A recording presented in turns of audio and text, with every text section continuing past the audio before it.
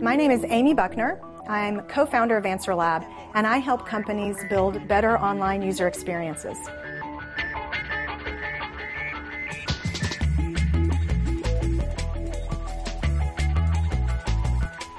Companies often will build a new site or a product that really isn't informed with what their users want or their users need, and it may fail. Lots of folks in a company can think that they understand what the users want because they're a user, but you can't anticipate all user perspectives. So what AnswerLab does is figure out what to build and build it right the first time. A great example would be a company that we work with who provides products that they sell through Amazon and Best Buy and their own website.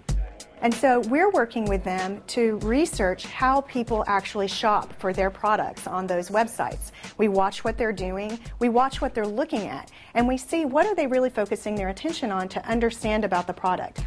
One of the ways we do this is through eye tracking. And for us to really truly understand the user experience, we have to understand what users think, what they do, and what they see. And the eye tracking lets us really get into the mind of the user and understand where they're focused on the page. This helps fill in the gap for what they might say that they're reacting to versus what they actually notice. Now, the output from this that our researchers focus on are two things. One is called a heat map, which shows us in great detail the concentration of their gaze. And the other is a gaze plot that shows us the sequence in which users look at various elements on a page.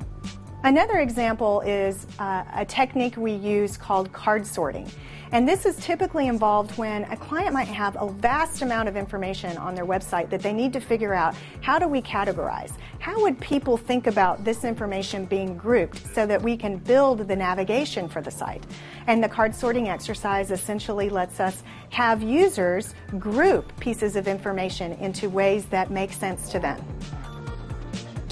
In the next 5 years, I guess, I would really expect to see that we have a lot more people coming into this field, graduating in courses in HCI, human-computer interaction.